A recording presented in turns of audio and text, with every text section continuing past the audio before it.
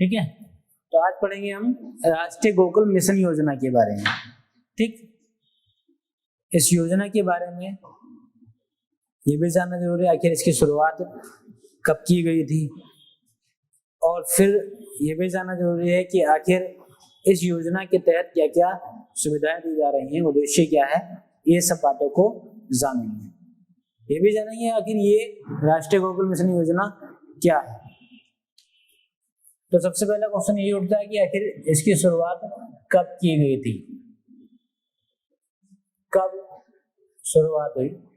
तो शुरुआत को हम देखें तो वर्ष 2014 में इसको मानेंगे जो राष्ट्रीय गोकुल मिशन की शुरुआत की गई। ठीक है, मगर चूंकि अब हम 2014 की नहीं पढ़ेंगे, हम 2022 में पढ़ेंगे।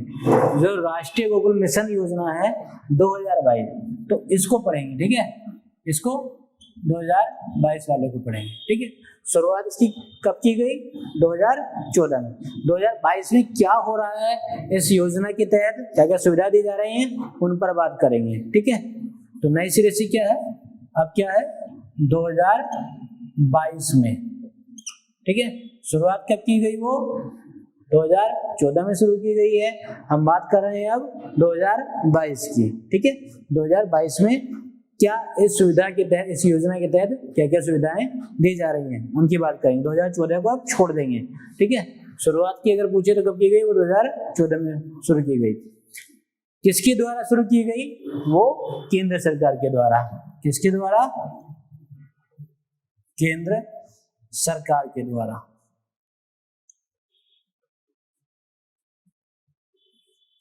केंद्र सरकार के द्वारा राष्ट्रीय गोकुल मिशन योजना की शुरुआत की गई।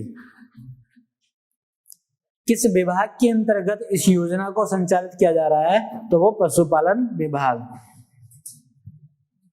किस विभाग के अंतर्गत? तो वो है पशुपालन विभाग।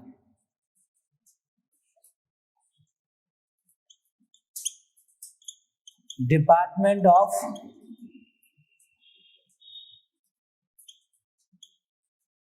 एनिमल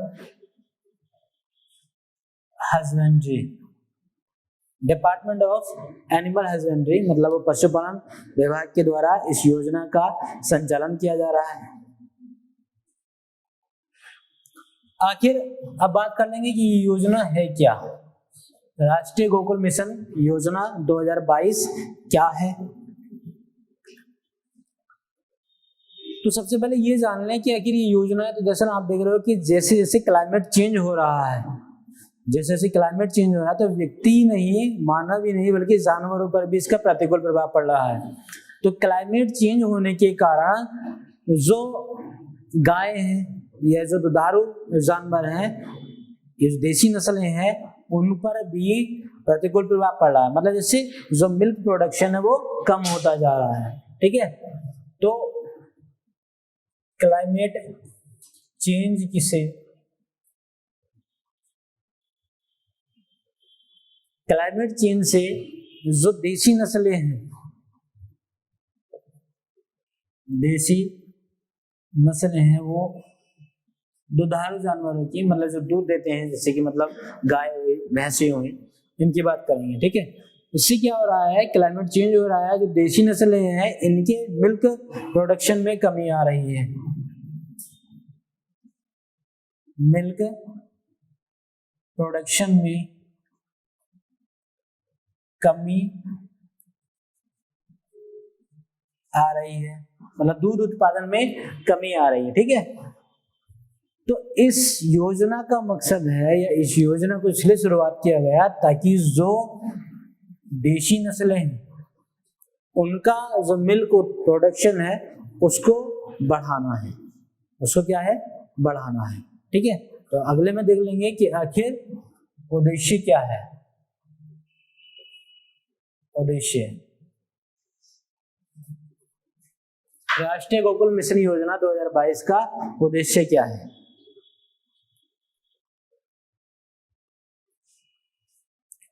तो उद्देश्य में एक तो जो स्वदेशी गौवंश पशु हैं, स्वदेशी गौवंश पशुओं की नस्लों में सुधार करना। क्या करना? वो स्वदेशी गोवंश पशुओं की नस्लों में सुधार करना। इसका मतलब क्या है कि जो देसी नस्ल के पशु थे, गौवंश थे, तो उनपे क्या था, मिल्क रिप्रोडक्शन या प्रोडक्शन जो है, प्रोडक्शन कम हो रहा था, मतलब दूध का उत्पादन कम हो रहा था। तो ऐसे में आवश्यकता पड़ी कि जो स्वदेशी गोवंश हैं उनकी नस्लों में भी सुधार किया जाए, ताकि जो मिल्क प्रोडक्शन है, दूध का उत्पादन है, उसको बढ़ाया जा सके।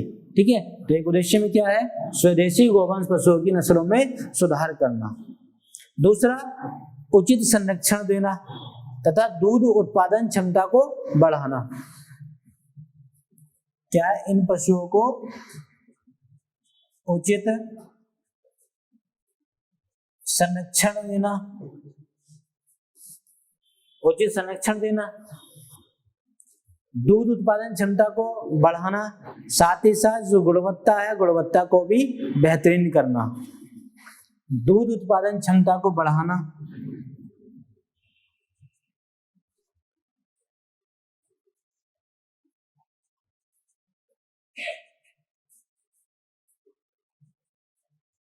क्षमता को बढ़ाना, और साथ ही साथ क्या है, दूध की गुणवत्ता में सुधार करना या दूध की गुणवत्ता को और बेहतर करना।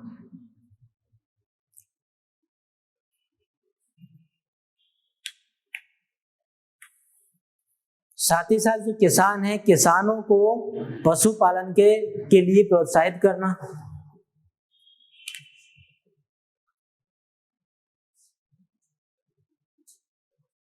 किसानों को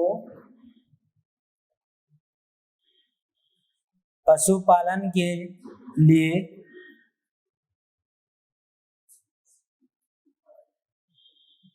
प्रोत्साहित करना, ताकि किसानों की जो आय है उसमें वृद्धि की जा सके।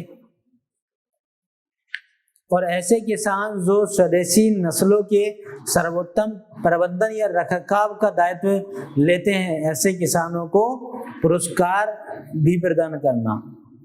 और उस पुरस्कार का नाम है गोपाल रत्न पुरस्कार।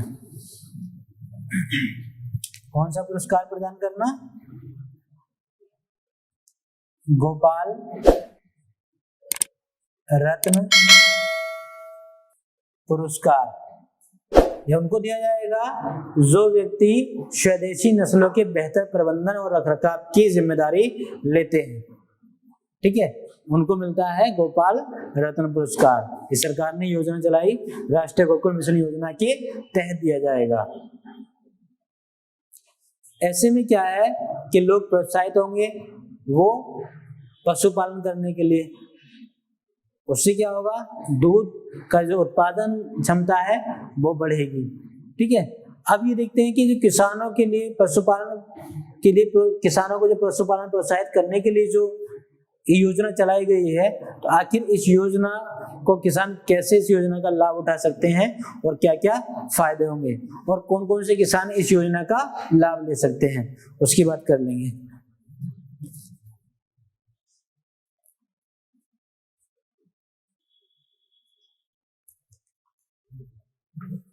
तो पात्रता की अगर बात करें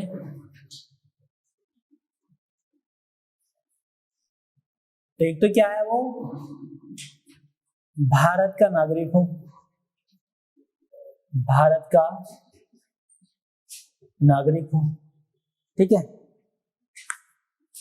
और जो आवेदन कर रहा है उसकी उम्र 18 वर्ष से अधिक हो।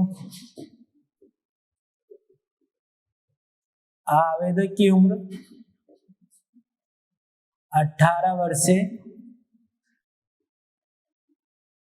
अधिक हो।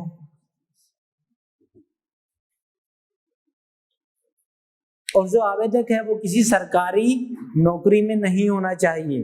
मतलब वो सरकारी कर्मचारी नहीं होना चाहिए, सरकारी नौकरी में नहीं होना चाहिए। ये पात्रता है किस योजना का लाभ लेने के लिए? तो राष्ट्रीय गोकुल मिशन योजना का लाभ लेने के लिए।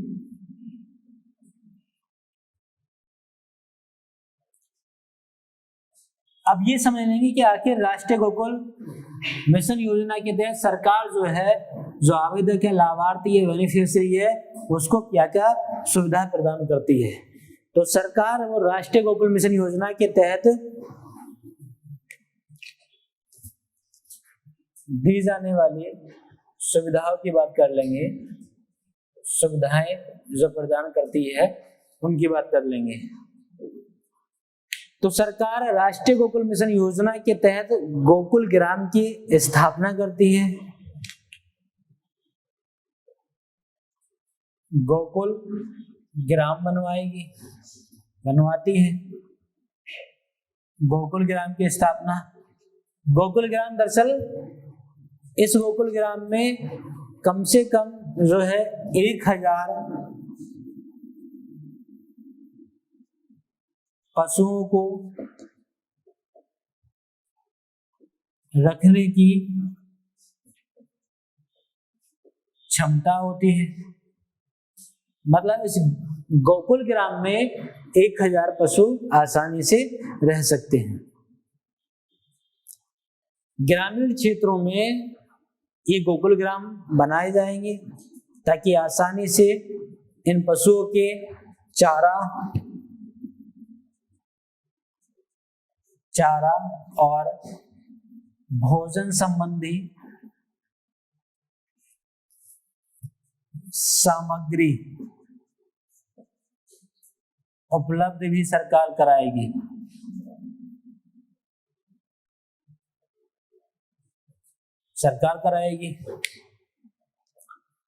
इन्हीं गोकुल ग्राम को पशु केंद्र या पशु ग्राम भी बोला जाता है। इन्हीं गोकुल ग्राम को आप पशु केंद्र या पशु ग्राम भी कह सकते हैं।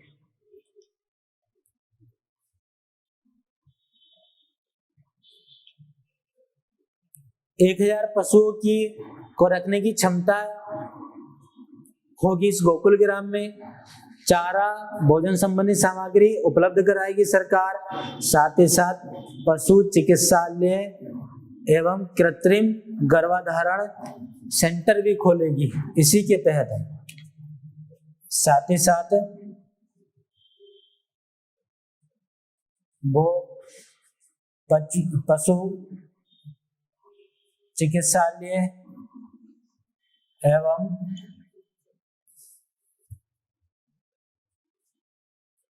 कृत्रिम गर्भाधारण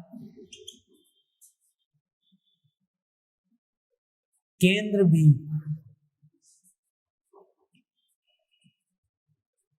स्थापित करती है। केंद्र भी स्थापित करती है ताकि जो स्वदेशी नस्लें हैं उन नस्लों में भी बेहतर सुधार किया जा सके। जैसे कुछ नस्लें हैं उनका जिक्र कर लेंगे, जैसे गिर है,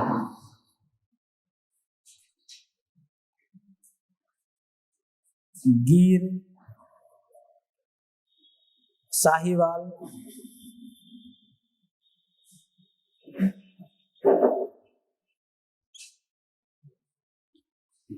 ये नस्लें हैं, प्रजाति हैं। राठी,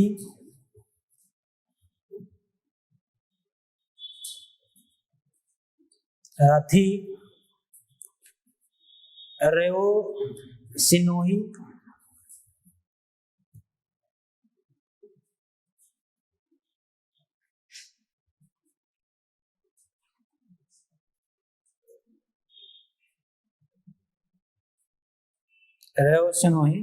ऐसी और भी नस्लें हैं ठीक है।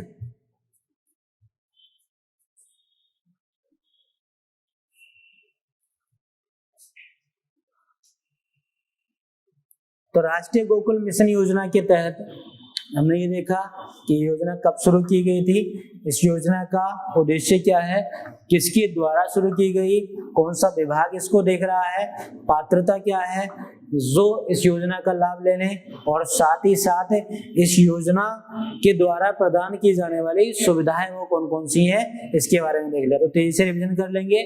राष्ट्रीय गोकुल मिशन योजना 2022 की अगर शुरुआत की बात करें तो ये कब की गई, 2014 में की गई है। ठीक है, किसके द्वारा की गई, वो केंद्र सरकार के द्वारा की गई।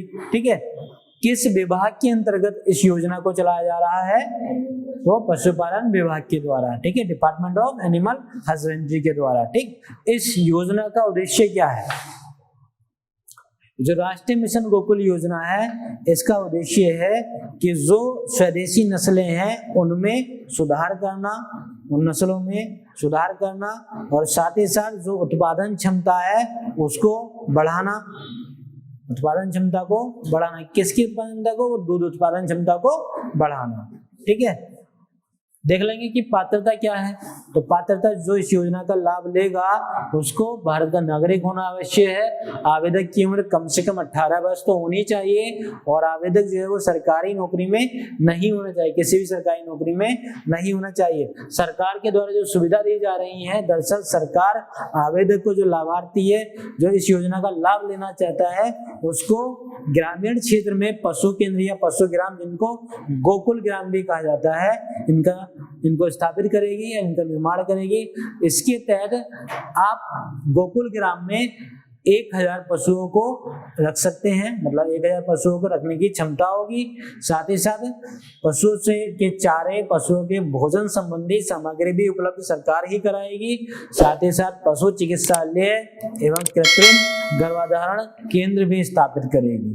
ठीक है, तो ये सारी सुविधाएं हैं वो राष्ट्रीय गोकुल मिशन योजना के तहत दी जाने वाली हैं। ठीक, तो आज के लिए इतना ही।